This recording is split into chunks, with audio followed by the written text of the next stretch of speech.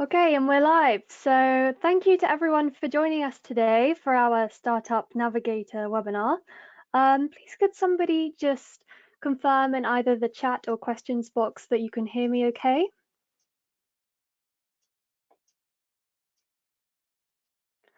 Super, that's great. Just so I know I'm not talking to myself. Okay, so just a couple of points of housekeeping before we get started. Everyone is off camera and also without sound, so don't worry about popping up unexpectedly. That won't happen. But I would like to invite everyone to think of questions and put these into the questions box throughout. So I will be putting forward these to the authors at the end of the session and getting your queries answered. Also, do keep an eye out for some links that will be going into the chat box. These are just for some kind of more fun audience participation elements. Yes, so just to introduce myself, my name is Gracie and I work for Macmillan International Higher Education. It brings me great joy to kind of run these webinars, especially at the moment, because I think everyone is feeling more isolated. So these are just kind of a nice way to keep that personal connection going and bring you closer to our authors and to our books as well. So I'm delighted to be joined today with two of the 5 fantastic authors behind Startup Navigator. We have Dietmar Grichnik and Manuel Hess, who are both professors in entrepreneurship at the University of St. Gallen. They are both incredibly active in teaching, but also in supporting entrepreneurs on a more practitioner level. Their collaboration between writing Startup Navigator has been a really long labor of love. So it's brilliant to see the book finally published just this month. And without further hesitation, I'm going to hand over to Dietmar. Thank you, Gracie, for your warm welcome, the introduction, and giving us the opportunity to present our book. It's a nice way of celebrating the start. And sorry, excuse me. I also welcome very much all the participants. Thank you for your interest in our book. And Manuel Hess and I, we will try to do our best to give you a kind of pitch of our Startup Navigator book, guiding your entrepreneur journey. We are here also presenting the other 3 co-authors, Diego Probst, Torben Antreter, and Britta Puka. So my name is Dietmar Grichnik, as already said, and I'm Professor of Entrepreneurship and Director at the Institute of Technology Management of the University of St. Gallen. And before I start, I would like to hand over to Manuel to introduce himself and also to give you a kind of gist of how to use the book and what it all offers to you. Yeah, thanks, Dietmar, and also warm welcome from my side. I really liked Gracie's introduction about this warm and long labor of love with the book. That's definitely true, and we are very proud that this is out now in its English version. Actually, around the Startup Navigator, we are running a whole Startup Navigator lab here at the University of St. Gallen. So that means there are right now, next to Dietmar and me, about 8 PhD students involved in different studies, studying the process of startups and startup development. And that's actually behind this book. So there's a lot of things behind that. And we really tried to make this not a static teaching book that you pick from the shelf, you know, and flip through and of course work with it, but also really to kind of giving a living spirit, so to make it engaging. So as you can see, we implemented dynamic QR codes that give us the option throughout the lifetime of the book to adapt these QR codes to kind of get different applications behind them, improve our applications that result out of the PhD studies. And I think it's fair to say to get your smartphones ready, because we will also try some of these things with you during the webinar now, to scan some QR codes and do some interactive elements. And as said, these things are all implemented in the printed version of the book. So it's really a book to work with, to read different cases, to get engaged using your iPad or your smartphone, and yeah, use the tools and applications that we implemented here. And this is indeed something I think we are very proud of. And with that, I would hand over to you, Dietmar, to actually start the journey for today. Yes, thank you. So the whole book is structured around what we call the spinning wheel. There are 4 main steps or 4 elements, and around a startup journey or your entrepreneurial journey is circling. It starts with what we call the profiling, so that we assume the customer profile must be as precise as that of a profiler and test it. And that's the profiling, and leads to the so-called problem solution fit. Some of you might know it also from the lean startup approach. And this needs to be done before a prototype is built. So next step would be the prototyping.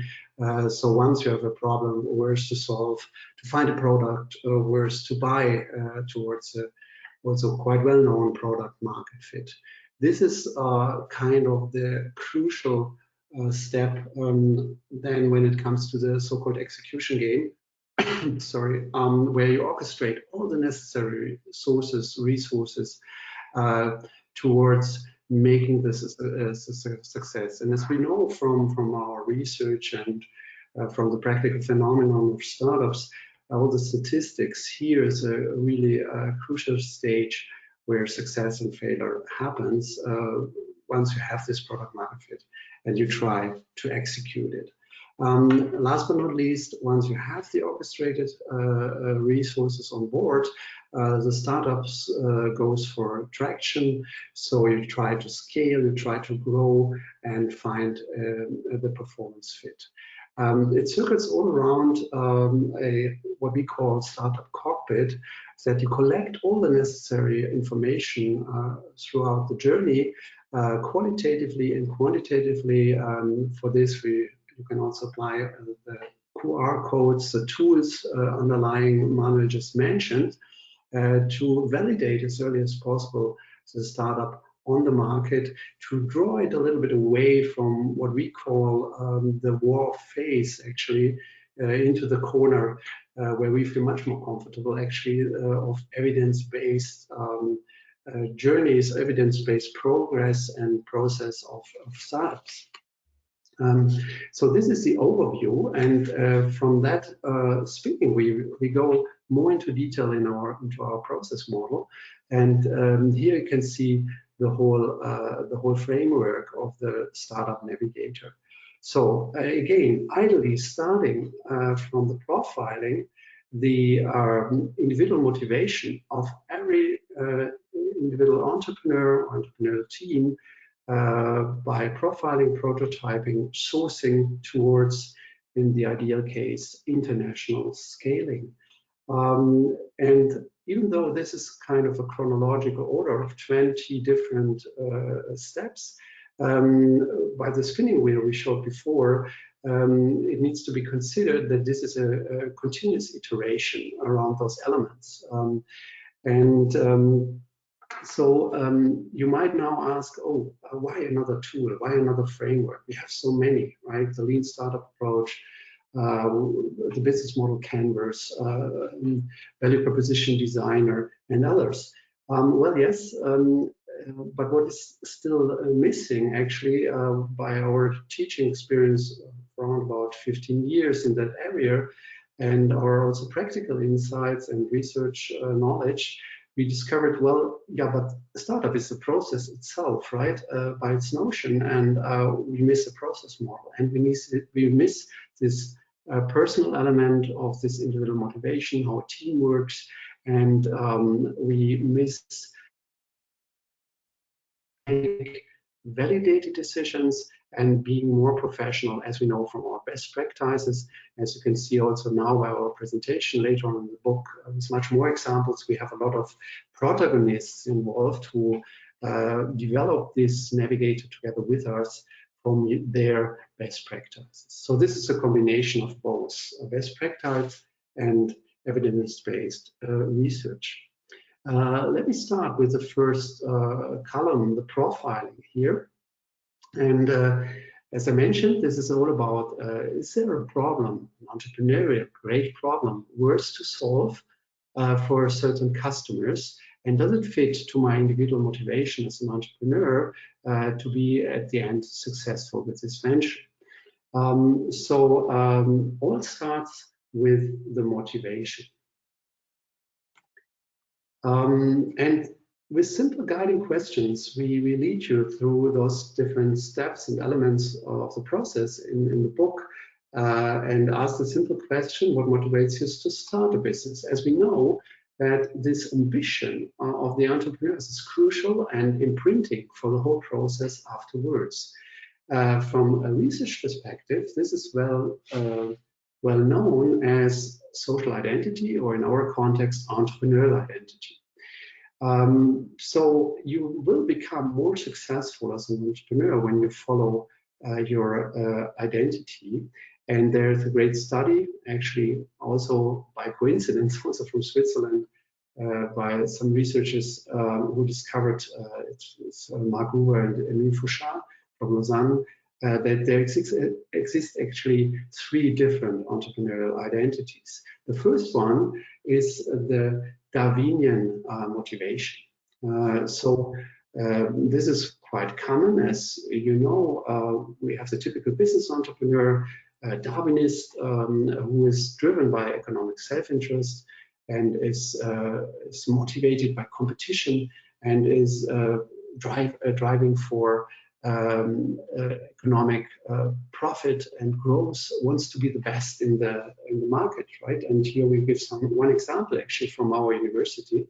Valentin Stalf, one of the founders of N26, the iPhone bank, where you might know Revolut and others, so a neobank who is fully digital and offers, for instance, payment services, and actually made it so far to a valuation of $3.5 billion, so it's a unicorn. Valentin Stalf says, what motivates me? Well, you know, I want to be the biggest neobank, actually, at least in Europe, but actually so striving also for international growth. And as a student, actually out of a Master of Banking and Finance, he just did it according to the Nike slogan and said, well, let's just found a bank. What's the matter about it, actually? And yeah, so far made it quite successful. So this is a typical example, and you know, a bunch of others for what we call the Darwinian entrepreneurs.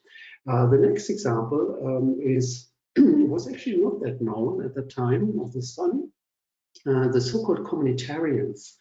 Communitarians are driven actually by the applause of their peers to develop a solution for a problem which they normally experience by themselves or by their peers, and they are much driven by these finding great solutions for their peer group. So they're very group-oriented people, and they want to add value to the community. Also here we have another great example of one of our founders of the year at the University of St. Gallen. It's Leah van Bidder with Aver Science, wearing this picture, wearing this fertility tracker to kind of, finding solutions for the wish to get children for women. And as she's stating here, I'm developing a product that I want for myself and my friends to improve women's health and their chances of conceiving, kind of expressing this communitarian motivation. By the younger generations of our students, this is one of the most common, actually, entrepreneurial type, and it changed a lot more from the Darwinian motivation towards a communitarian motivation. So the third one, you might know quite well, what's called the missionaries. This is, in the best sense of the word, these are people who tend to or try to make the world a better place by not only solving business problems, but going much beyond towards political, societal, or environmental visions.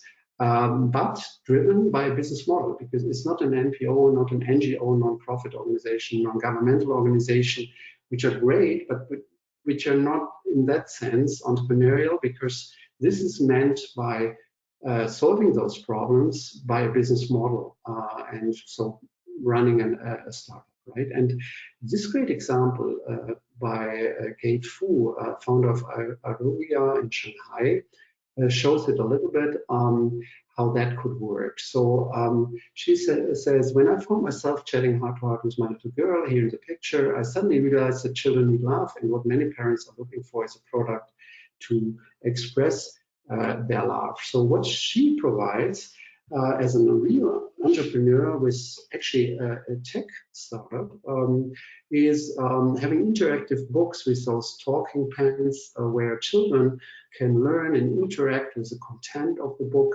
and making this business actually Aruvia driven by this more societal motivation, a big business, actually a scaling venture. And as you might assume already now, well, these are we could say, prototypes of entrepreneurial identities, and in reality you find hybrids, right? So as a missionary, you can be at the same time a Darwinian, having this mission, changing the world, and doing this in combination with the Darwinian approach. You find communitarians, which are Darwinians, and so on. Okay, this was our introduction into the content. This is where everything starts, right? It's not a startup, a vehicle, it's a person who drives some things, and those are the identities. And to make it a bit more tangible for you, we would like now to run this little exercise with you, and applying actually the tools of the book, as Manuel introduced at the beginning with this QR code. I don't know, Manuel, would you like to take over here? Yeah, sure. So what you can do now, and you can just take your smartphone, I'm going to do that too, and scan the QR code. And Gracie, for you, that would be the moment to also post the link in the chat for those who want to do it in the web version or already on the smartphone. And this link or the QR code will guide you to an easy questionnaire with about 3 questions that we want you to go through. It's really rather quick. I'm going to do it myself at the same time, so we would be about the same timing. You can just select the answers, right, 3 times. And then at the end of the 3rd question, you basically press the submit button. And you will get a page telling you what kind of identity you have, or what kind of a hybrid version you are of identity. And once you have done that, and then for us, in order to see the distribution among the webinar participants, and that's actually what we also use in class when we are teaching with 30, 50, or 100 students, we want you to scan a second QR code. This is this one at slido.com. You can also just go to slido.com, enter this domain in your browser, and then use this hashtag code 2323. And it will ask you to indicate quickly what has been your primary identity. I again going to do the same. And when you do that and press the send button, yeah, some people are already doing it, great. We will have a live interaction poll here of the distribution of our webinar participants, which gives us the chance to discuss this a bit. Okay, so currently quite similar, and this is actually also surprising to us, quite similar at the business school. The communitarians are in favor or running the poll, let's call it this way.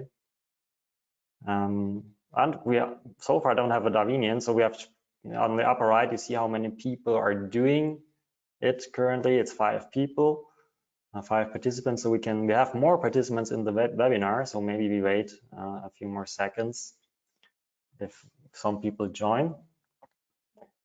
But I think this is a very neat and nice way to really think about, once you want to start an entrepreneurial journey, how you want to start it and what actually drives you to start it. So again, the communitarian would be this kind of peers tapping your shoulder, right? So cool product, cool service, you're doing a great job. And actually the research that this is based on was in the Swiss outdoor industry, and the Commentarian original prototype is actually the snowboarder or the skier that produces the cool ski and snowboard for his peers.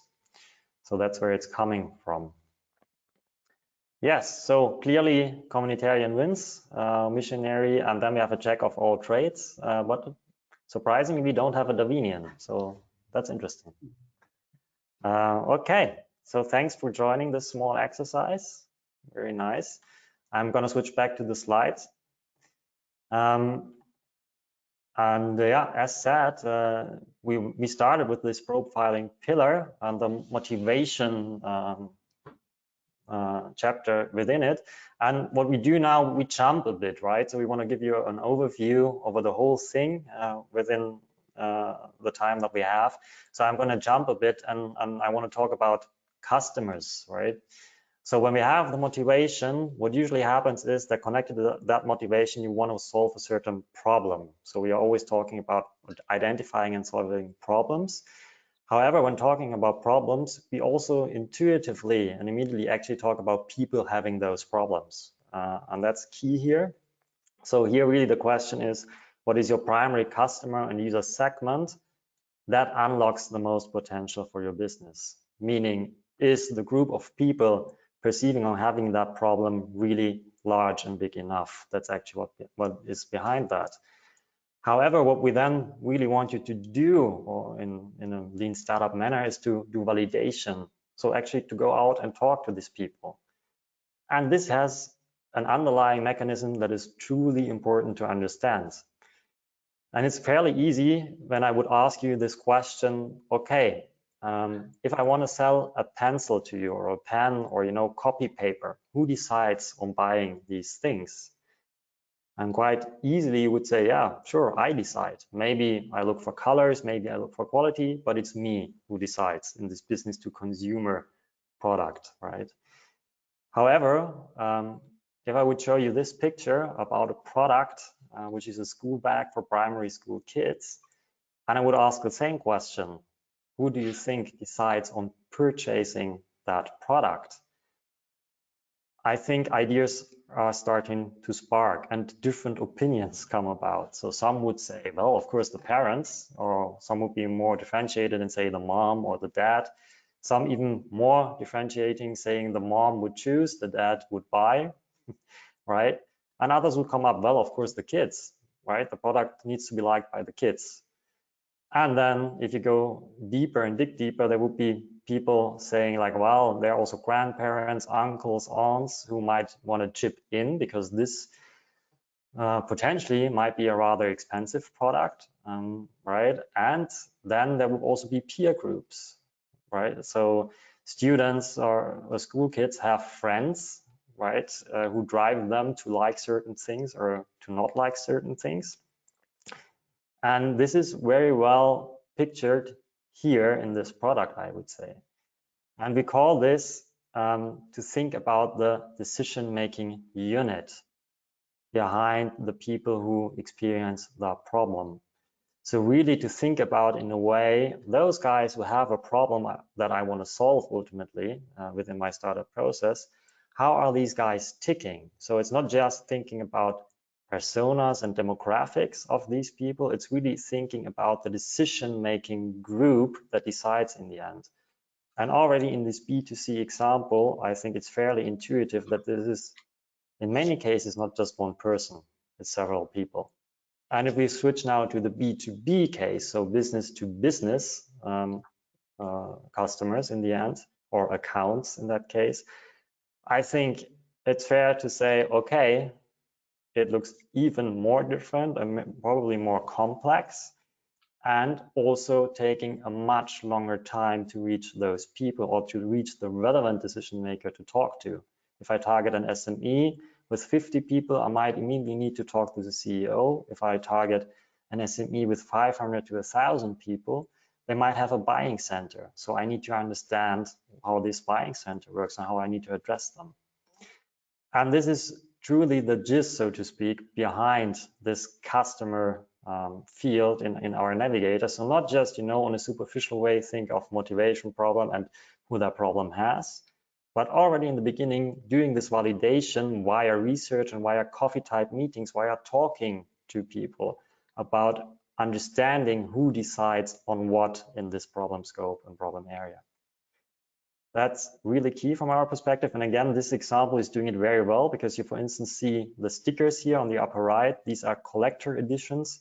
So students and school kids actually exchange those stickers and start collecting them, right? So the triggers are set on the different points to initiate the sales process and the decision-making process. Okay, when we talk about customer, we actually intuitively also think about or look into the area of how you reach those customers. And we again do a small jump here. So we'll go to the lower left to what we call go to market. So in the navigator, you would naturally think of a solution, you would define the product, you would define the value propositions that all come out of this first profiling pillar of the knowledge that you created there. But then it's some point it's time to go to market. And here we are not per se talking about the market and if it's growing and how it looks like. We are really talking about how do you get your first customer to buy your product and use your service. And this is, again, key that many people fail to understand, right? So selling for the first time is truly not easy and is very critical and is an iterative process. And it starts by thinking about, okay, how do I actually reach that customer, right? Is this a B2B2C model? So am I selling running shoes that are actually sold in local stores, which implies that I need to convince the local store owner to sell my product and so on and so forth?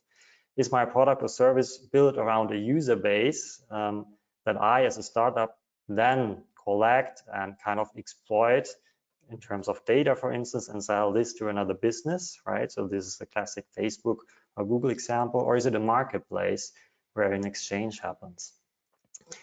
And what is critical here, again, when going to market and testing these things in different and various ways, as the lean startup approach would suggest, is something that comes in that has been called unit economics.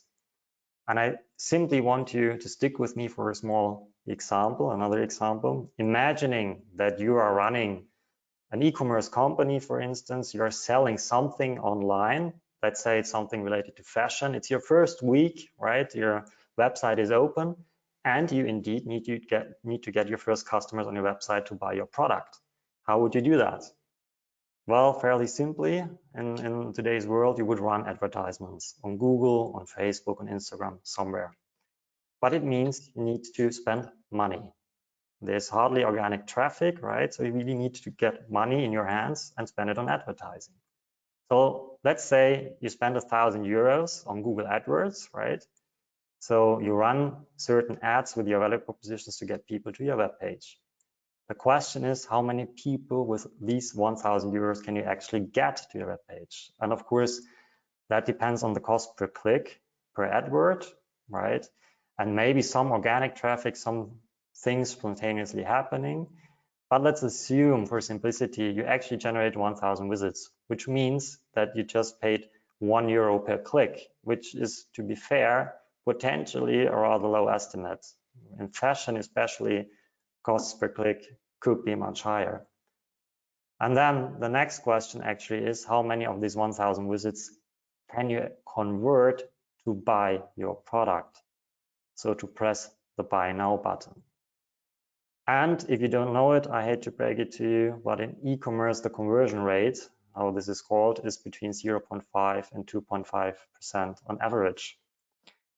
So I'm doing an easy assumption here now. I assume you have a conversion rate of 1%, which means of those 1,000 unique website visits, you actually just got 10 purchases. Right? So what do these numbers tell us? Actually, with just 2 out of these numbers, we can do a fairly easy calculation. And that is the following. We can say that per customer, we just spent 100 euros to get this guy. And I really want you to understand also this connotation in wording. Yes, you just bought one customer for 100 euros. So in unit economics, we're not talking about fixed costs, right, or development costs or anything like that. We are only actually looking at a certain unit of your potential business model, which mostly is the customer you want to have. And we're just interested in what happens, what do we need to spend when you want to get this one customer and we want to serve him. And in fact, this customer acquisition costs is a key indicator that startups look out for right from the beginning when they do tests. And again, here you just bought one customer for 100 euro, which I think is a quite surprising example. Of course, there's the other side of that coin, right? So then the next question would be, okay, if I'm buying a B2C customer in the fashion industry for 100 euros, what can I earn via that customer in his lifetime? And that is called the customer lifetime value. So in other words, it might not be bad to spend 100 euros or more on buying a customer as long as you can earn more on that customer during his lifetime. And there's an easy formula to calculate that. The customer lifetime value, it's 1 divided by churn times the average revenue a customer brings you in, right? And churn simply means the number of customers who discontinue using your service or your product. And that you will learn by, developing your startup. So in the beginning, you don't know that number, you can just make an assumption, but over the process of testing, you will get a feeling for that number and you can actually calculate it. So here, to make an easy example, let's assume 40% of customers churn, right? And on average, one customer buys products worth 150 euros, then you would have a customer lifetime value of 375 euros, which is more than 3 times of the customer acquisition costs, which is a rule of thumb out there. You should have a lifetime value of at least 3 times higher than customer acquisition, and you should regain customer acquisition costs within the first 12 months. So this is actually what is behind talking about going to market and getting first customer. This is what is behind this whole thing, to understand these mechanics when you do tests in this kind of area. So right, think about the channels, think how you address your product, how you advertise your products in terms of the value propositions, how many people you reach, what's your actual call to action. So in B2B, you would not look for the direct sale, right? But you would look for a first interaction, a follow-on meeting, and then what's the conversion out of that. And indeed, if you look on companies out there like Outfittery, who is a curated shopping e-commerce platform for men, they indeed say our goal from the beginning on was to build a long-term relationship with customers and to get to know them. If we execute our service optimally, our business model enables a high customer lifetime value. So in fact, what Outfittery is aiming for is in the end that this turns ultimately into a subscription model for men shopping their clothes on their platform, which means they can spend a lot of money in buying a customer if he stays a long time. And this would be summarized in the startup cockpit. Out of timing, I think I'm going to skip this here, but we can also share the slides later on, or you can scan the QR code right now. But naturally, what is happening now also when doing tests is that you get acquainted with competition that is out there, latest at this stage, and also to a certain extent with that question, what makes you unique? And that's actually where I would hand over to you, Dietmar, again.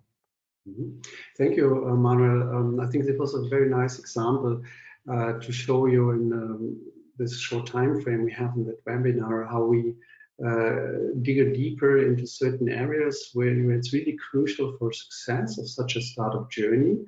At the end, to validate as early as possible if this business model with this problem solution fit can work or not, right? To validate it professionally on the market and not to just think about it, well, that's a great idea. No, that's the way how successful entrepreneurs actually handle it, right? And our investors would expect it.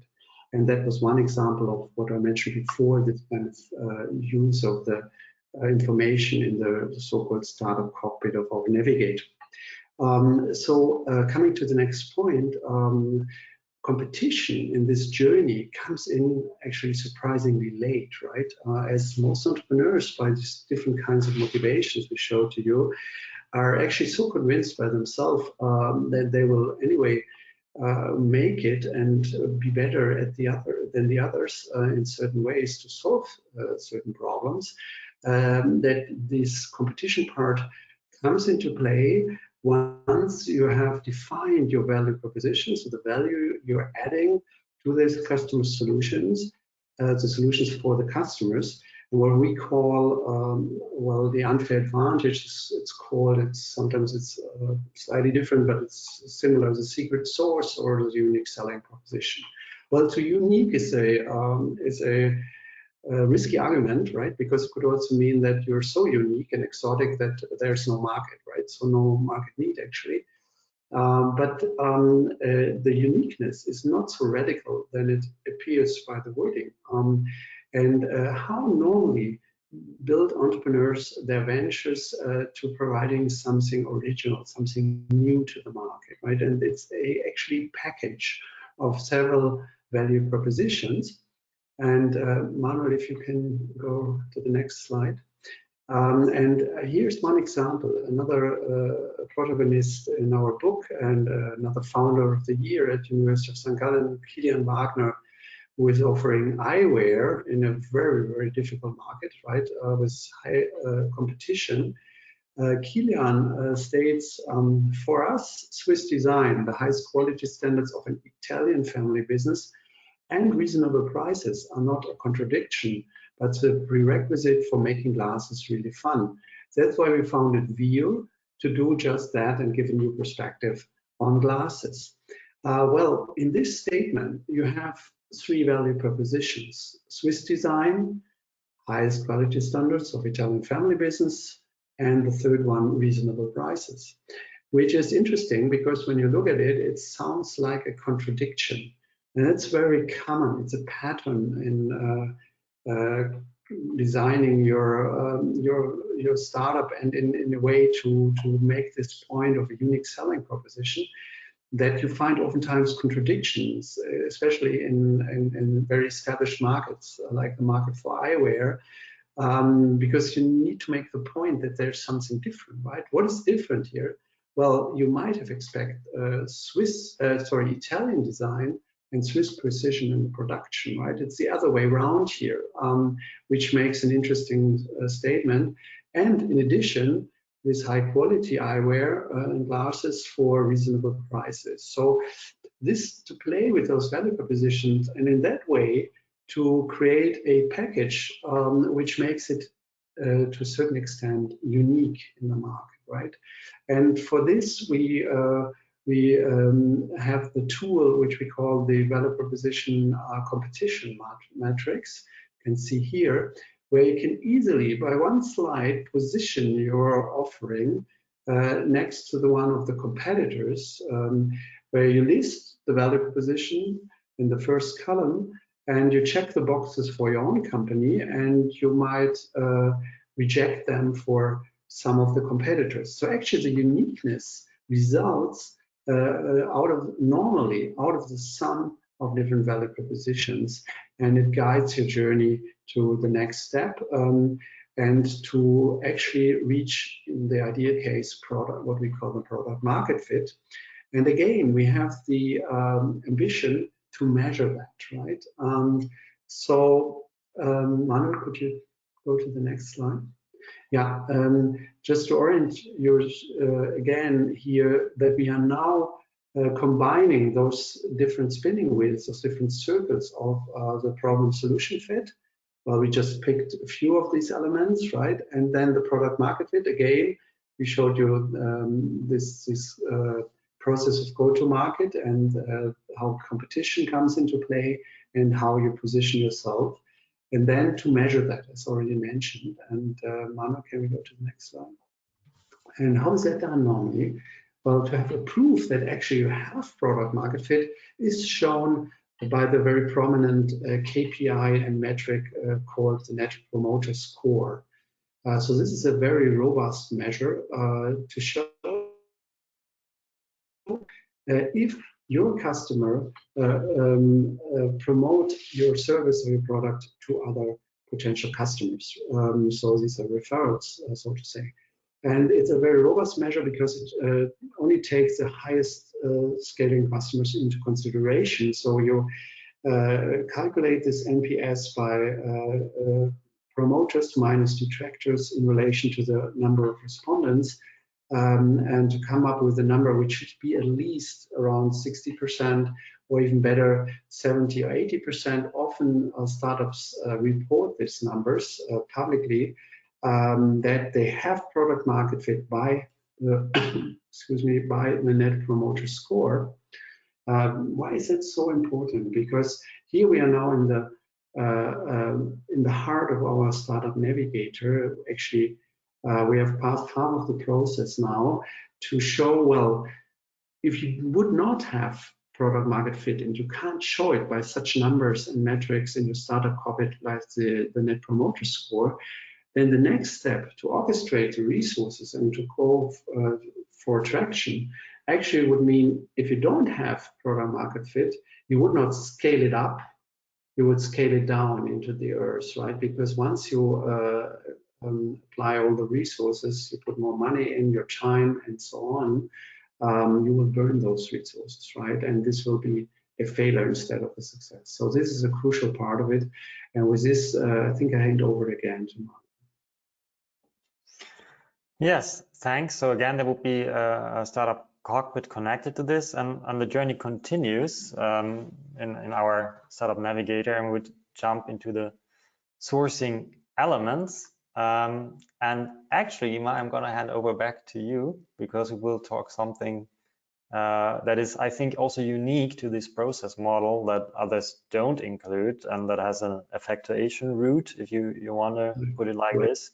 Okay. And this is called co-creation. Yeah. Thank you, Manuel, again. Yeah, sure. So yeah, actually now it's fascinating because it becomes a people business again, right? And not only people business, it is, as we all know, mainly, especially for tech startups and tech ventures, it's a team sport. And we know that it's really crucial how the team works together. So the most important reason for failure actually is team issues, not financial issues. Financial issues are the second, and often they are derivative out of those team conflicts, right? So, and other reasons for failure. So co-creation is a real phenomenon of entrepreneurship, and it tells us how you can best combine resources in your team, so the core team, let's assume the founders team, plus the extended team, so the board and your whole network around, right? Because entrepreneurs now actually need the resources to scale. And how can you combine those networks in a phenomenon called co-creation? Explains it to us. It's based on the research about effectuation. So next slide, Mark. We can go there, maybe. Right. So what inductive research of the phenomenon tells us how so-called expert entrepreneurs actually act, and how they are able to introduce innovative products into new markets is shown by this tool and this slide. So they actually ask 3 questions. The first one is, who are we in the team? So what's my identity? Again, this question of identity. What are my preferences? What are my values actually? Think about, again, this great lady from China introducing those new pedagogical tools to the market to serve students in their development. So what drives these kind of businesses, right? The first thing. The second one is what do we know? So naturally, our background, the knowledge, the skills, the experiences. Experience is one of the success factors of entrepreneurs. So applied knowledge, right, in the area. So here you can run an inventory of given resources, which are the natural starting point of every kind of startups, and they're all there. You don't need them. It's not money first, right? And last but not least, the third question: what do we know? By whom we are known. So the network, what are the strong ties and the weak ties you can bring to the table to make sense out of your business and to validate the business and to scale it to the end. So co-creation in entrepreneurship is a little bit different from the field of strategy, for example, where it starts with the means, the so-called means, who you are, what you know, and by whom you are known, or who do you know, your network. So this is idiosyncratic to every individual to solve a certain entrepreneurial problem and leads to different kind of solutions. And by that, you are equipped with everything to start the venture, right? So it's not money, it's more the people side and what we call co-creation, how this works together in a team, in a network. That's the beauty of it at the end to come up with new solutions. So where this accumulates into is actually then what we call the stakeholder pitch, right? So to co-create with your network, as Dietmar says, and this is something we then specifically show here in the startup cockpit, how to manage to convince stakeholders to join you to co-create something, and to basically negotiate the future together to build something better together in the end.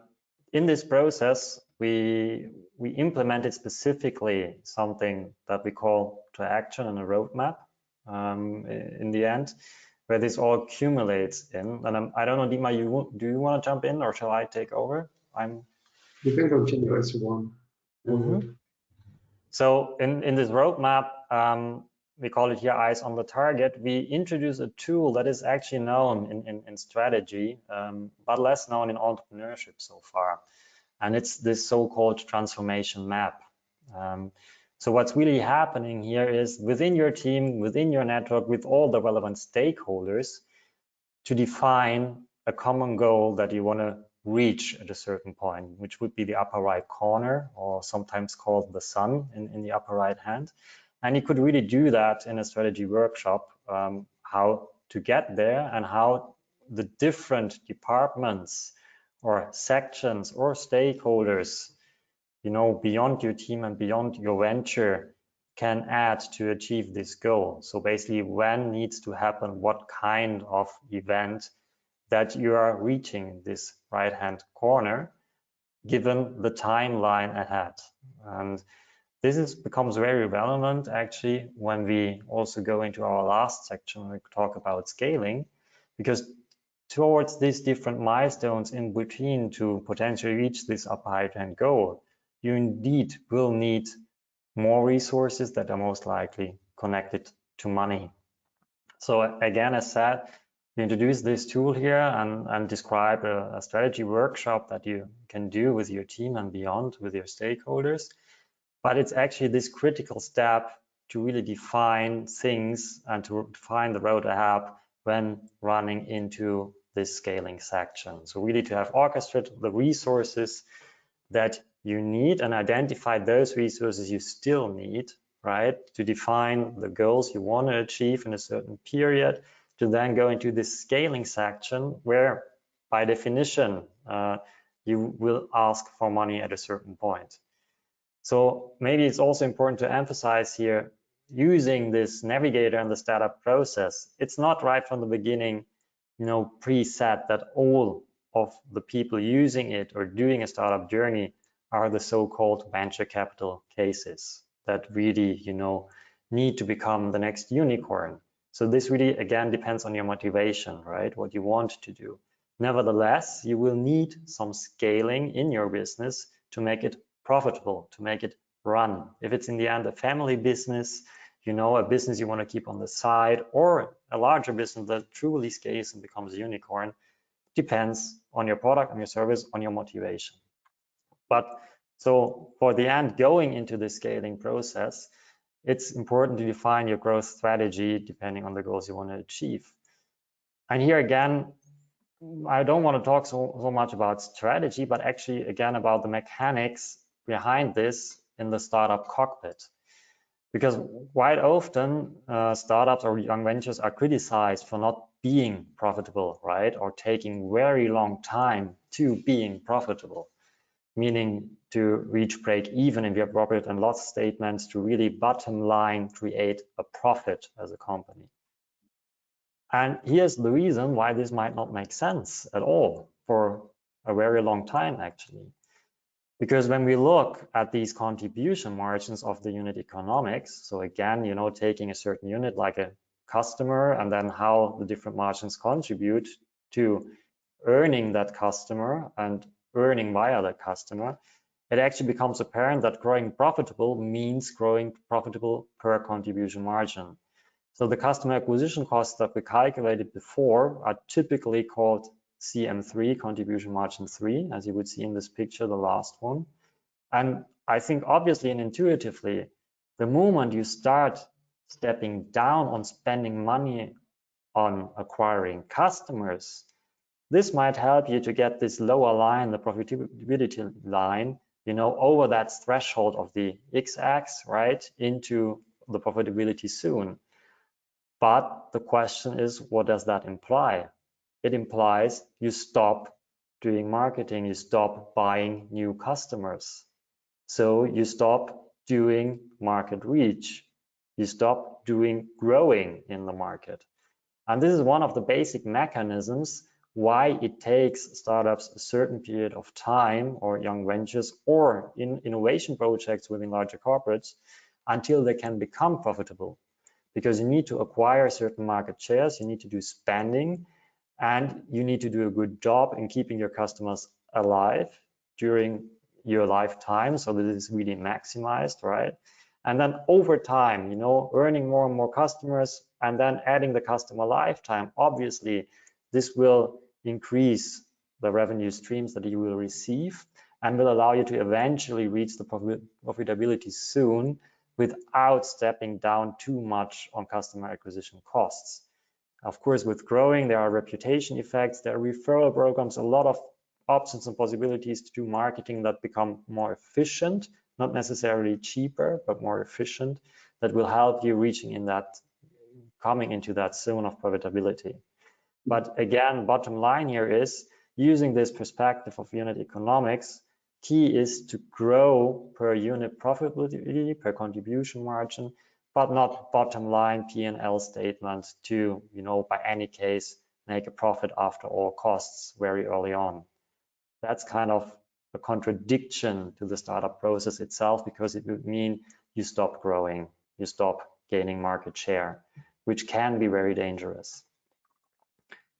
Yes, something related to growth is always the people. So as we, I think, have emphasized, is that this whole process is about people, it's about you, it's about people within your teams and in the business. And we also have a very nice case study, it's several case studies, but I think I particularly like this one of Bettina Hein from Pixability. She's a Dragon's Den in the Swiss TV series of the Dragon's Den. And yeah, she simply provides some of her learnings. So in this growth process, the only person that can learn on the job is the CEO. I had to learn this the hard way myself at Pixability. You simply do not have the time and knowledge to teach your management team to do their jobs. You have to hire executives that have done it before. And this is, of course, a learning process, but also very important to think of early on, to not do everything yourself, as you know, young startup teams tend to do, to really work with hierarchical structures instead, actually quite early on, and yeah, to kind of put certain things away from you that others are able to do better. And the second one is, the second important thing I think is, often you hesitate to let go of one of your long-term employees in this growth process out of sympathy or fear. However, once she was able to fire the underperforming team member, she was surprised by how positive the feedback from other employees was. This is when she realized that you owe a fair performance assessment and the respective consequences to your top performers. So this implies to be, you know, frankly, fair to everyone within the team and fair to the growth process you eventually initialize, which also means you need to sooner or later make hard decisions on letting people go or giving people different opportunities within your companies potentially.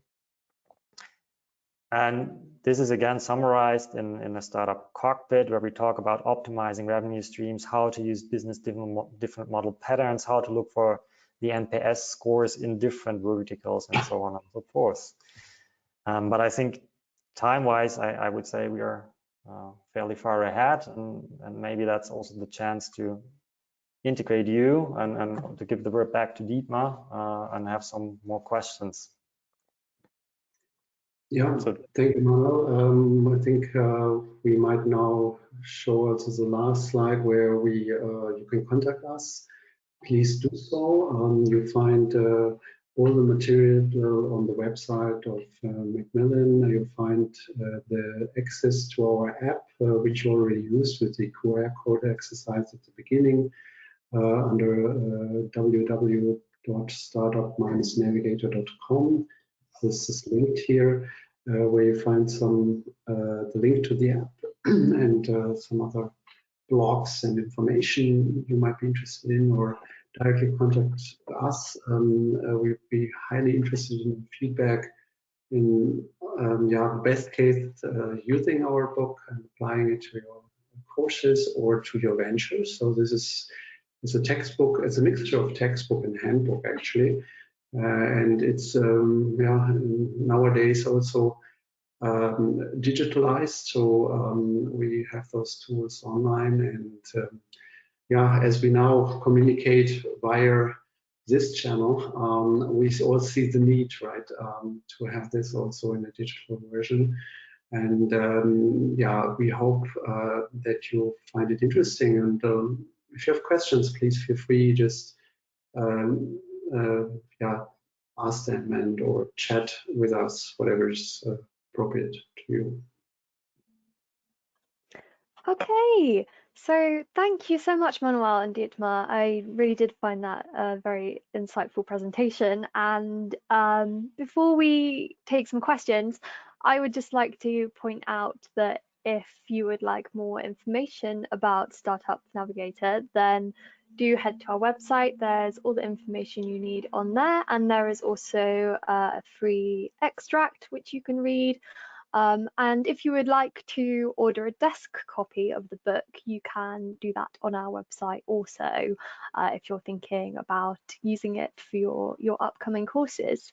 Okay, so I think I'm going to start with a question. So you say in your book that you kind of avoid using blockbuster examples, you know, the kind of Mark Zuckerberg's and Steve Jobs, etc.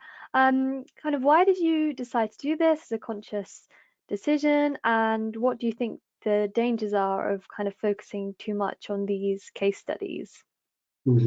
Oh, thank you so much, Gracie, for that question, because this is really our motivation to show entrepreneurship as it really is, right? And when, of course, those outlier examples, the hero entrepreneurs you mentioned, they have one advantage: we all know them, right? So sometimes it's useful to illustrate things by giving their examples. The problem is, especially for students, that they don't work as a role model, right? They're too far away from our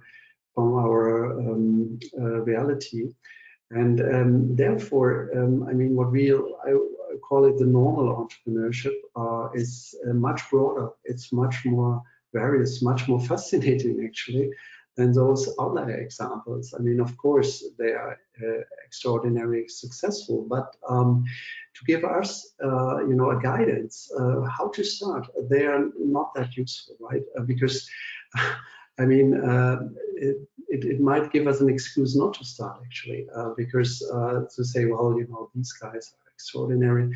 But we want to show by these tools you can use with this book that it's a journey, as it's mentioned in the subtitle. Everyone can start this journey, wherever that leads afterwards. But it's not such a huge step, right, to start somewhere, actually, with your own identity, with your own preferences, to say, well, that's something which I always wanted to do, and let's start somewhere, and let's enter the process wherever this guides you. Like the whole life works, right? And it for sure, it assures that you learn a lot. And what we can say from our research, you might not succeed with your first venture, but the probability to succeed with the second and third, going through this process and having some nice learnings will increase exceptionally. And so once you're persistent in your entrepreneurial journey with probably several attempts, several different ventures, one is assured you will learn a lot, and this you can use in your daily life, in your wherever you work, not only for a startup, also in a corporate setting, in an SME setting.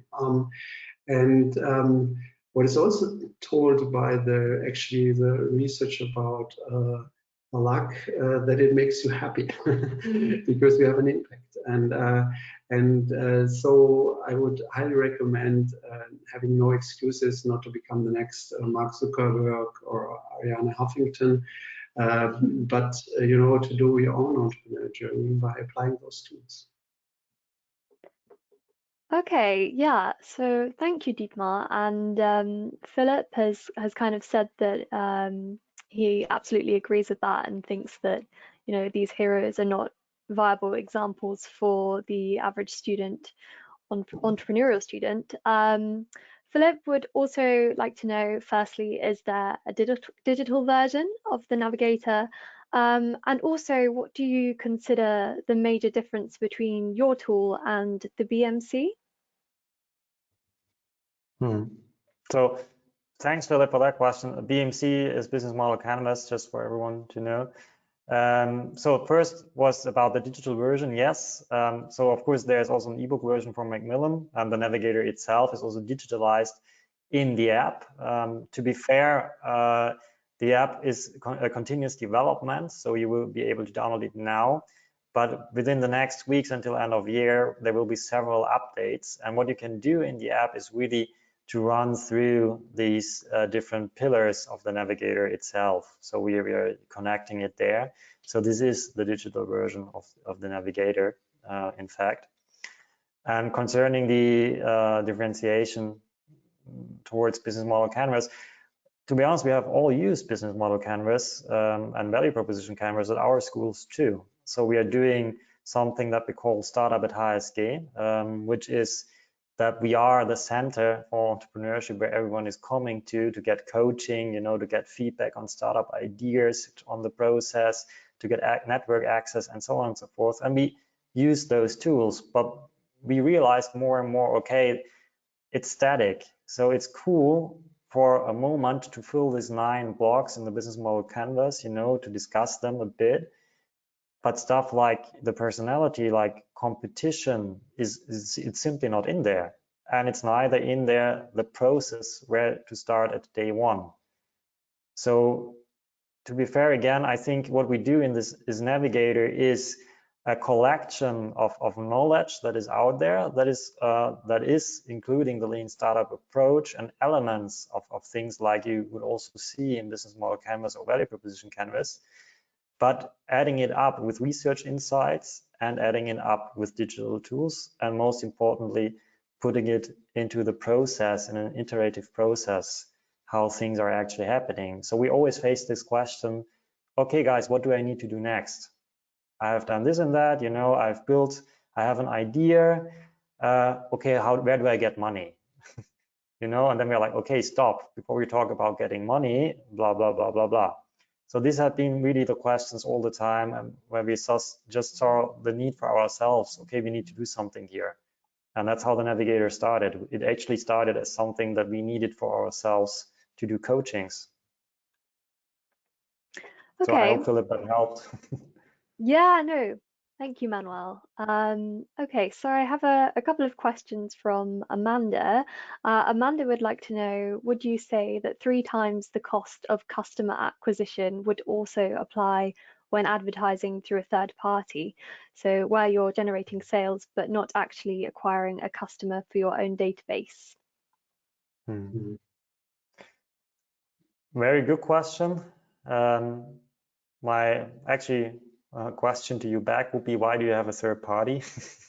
No, There are these business models out there where indeed it's difficult to get in touch with the actual customer at the end, right? And this is, by the way, why some companies exactly do this shift of eliminating along the value chain certain parties to get closer to their customers. But back to your question, if this rule of thumb still applies, I would say in general, this rule of thumb is a good one if you would consider your complete marketing spend in general, I would say, right? So at a certain age of your company, you don't do it like, okay, how much did I spend on Google Ads? You simply take the whole marketing budget that you have divided by the new numbers of customers or of sales you do to new customers, right? And if this ratio is still somehow in that direction, I think it's fair enough. It's fair enough like it is. Of course, higher numbers are always better. So if the ratio is 4, 5, 6, 10 times customer acquisition costs, great. Manuel, I would like to add here that also all these numbers are, of course, not, I think we agree on that, we know that, are not static, right? So this is always moving. As the more competition comes in, customer acquisition costs are lowered. And so this is very dynamic. And it's also very important to benchmark it in a way to your industry or the types of markets Manuel introduced before. So it's rather difficult to give a general answer. But what we also do and will enhance via our tools with the link to our research lab for the Navigator is to run studies with our PhDs to provide certain benchmarks for certain industries here. So when you follow us with the QR codes in the book and the app underlying, then you will get those insights as well. Great, thank you both for answering that question. Amanda would also like to know, I feel like this is quite a kind of current and topical question. So would you have any advice for people who are looking to start a new company at the moment? And do you think the pandemic is likely to affect startups? Oh yeah, definitely. I mean, this is an incredible time. We all experience it in our daily life, and especially for startups, we accompanied them last half year since February when the pandemic started. I mean, it's dramatic times on the one hand, right? As we know from certain surveys like the Startup Genome Project internationally shows us that 2/3 of the startups actually tell us that their startup runway, so the cash they have on board, is lower than 3 months, right? Normally it's about 12 to 18 months, which is already quite short. But now it's really dramatic on the one hand. On the other hand, times of crisis like these are the ideal times to start a business. Is this a bit exaggerated? Well, we would be not serious. I mean, if we tell this about the current situation, nobody knows, right? But how it goes on. But if you look back at the financial crisis, 2008, companies like Uber, like Airbnb were founded around that time. And so actually, times of crisis are times of entrepreneurs is one of the sayings. And it's true because why? Because we have changed, right? And people are change their behavior. We all change our behavior using these communication channels. Our life is digitalized not by a CTO, but by COVID-19, right? So the change is dramatic, and this means breeding ground for startups. And there are so many problems to solve now. And as we showed by the Navigator, that's the starting point. So it's not a nice situation, I don't claim that, but it's a great chance to start something. Yeah, it's definitely, you're saying about problem solving, it's certainly that. So, but it's nice to kind of have your reassurance and know that, it is possible to kind of, take goodness out of a terrible situation. So, thank you, Dietmar. And I think that's kind of all we have time for in terms of questions. Just to answer Amrit's question, will the slides be available? I will be sharing around the recording of the webinar after this, so you will receive that, and you can pass this on to whoever you would like. Do share that with your colleagues and your peers. Okay, so thank you again to Dietmar and Manuel for your presentation, and also to everyone for joining us today. I hope you have a fantastic rest of your day, and yeah, goodbye from me. Thank you, Thank you. Gracie. Goodbye. Thank you. Bye. Bye. Bye. Bye-bye.